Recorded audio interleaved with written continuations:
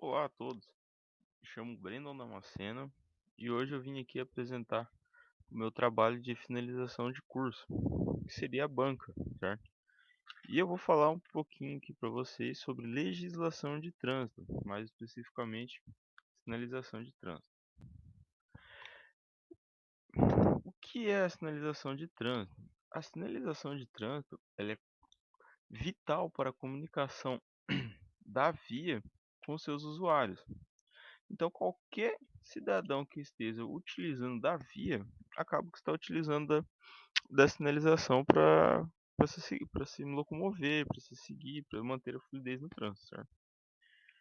E as sinalizações de trânsito, servem exatamente para isso, manter a ordem e minimizar os riscos de acidentes, sabe? Certo? E o que é? As sinalizações de trânsito é todo o conjunto de sinais ou dispositivos colocados na via, certo?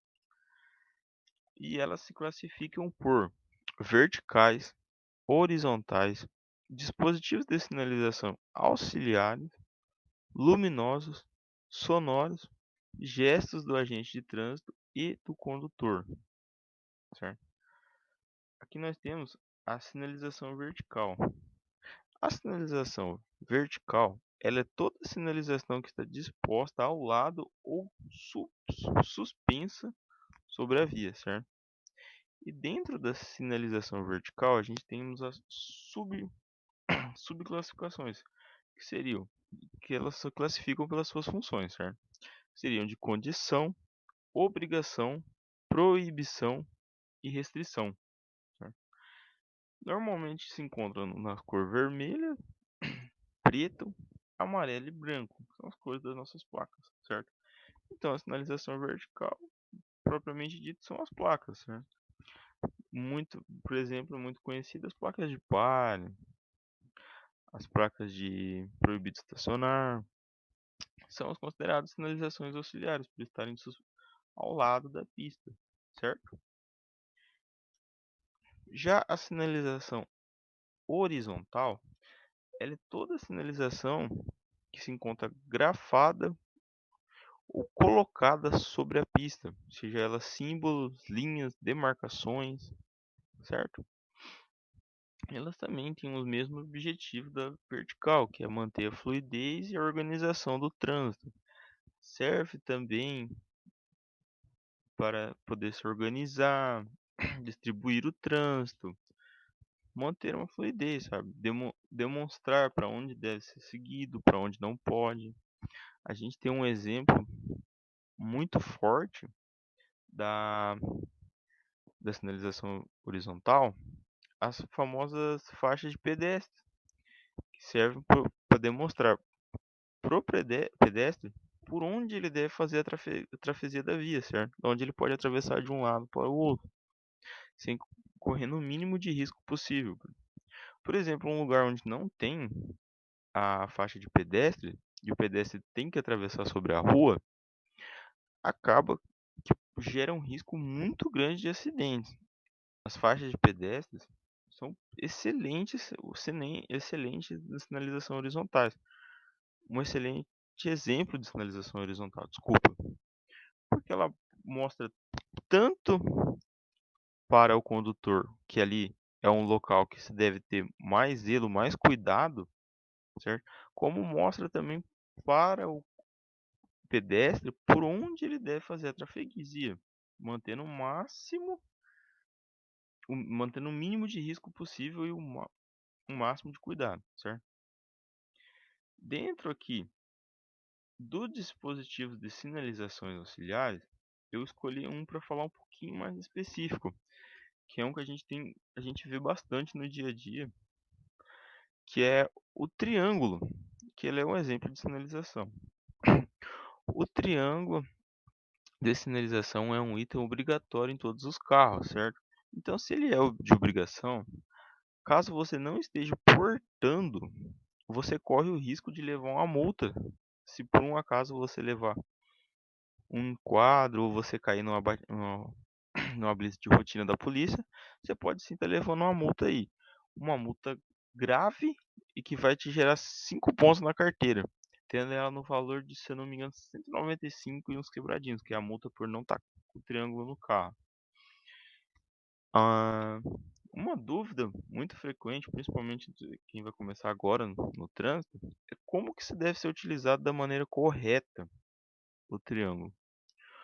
O triângulo, ele deve ser colocado após o carro, ou seja, a traseira do carro, a uma distância de no mínimo 30 metros, como se pede no Código Brasileiro de Trânsito. No mínimo 30 metros.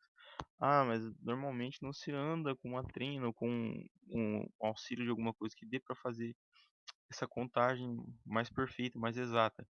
Então se deve utilizar dos passos, da contagem dos passos, que seria, que seria 30 passos largos, para essa contagem de no mínimo 30 passos, certo? Deixar bem frisado aqui, no mínimo 30 passos. Por que no mínimo 30 passos?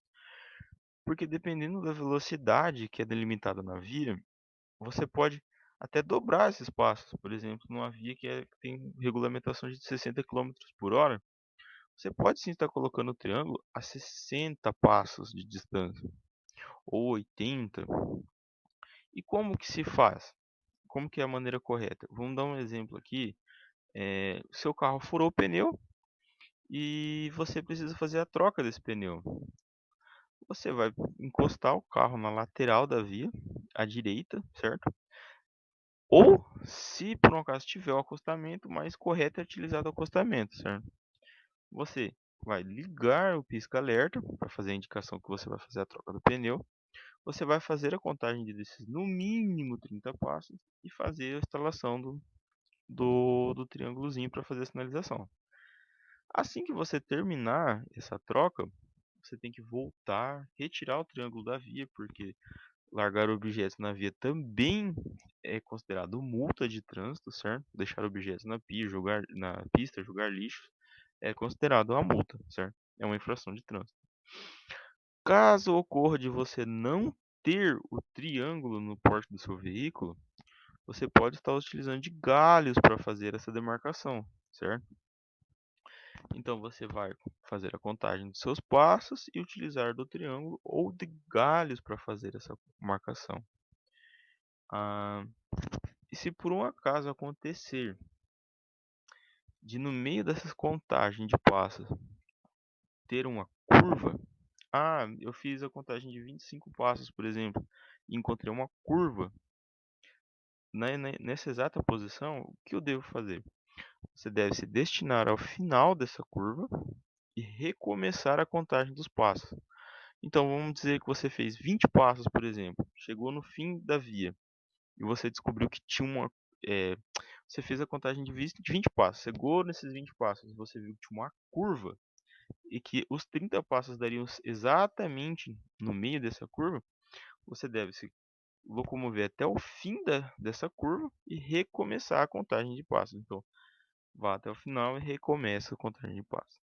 Assim que você fizer todos esses procedimentos, recolher o triângulo, recolher os seus galhos da rua, destinar eles para o local certo, você pode pegar o seu triângulozinho ali, pegar o seu carro, voltar a transitar, está tudo certo, você fez tudo perfeito como se pede no Código Brasileiro de Trânsito, certo? Então, venho aqui vou agradecer vocês pela paciência, pedir desculpa pelas travadas, é um pouco nervoso, mas é isso. Muito obrigado a todos.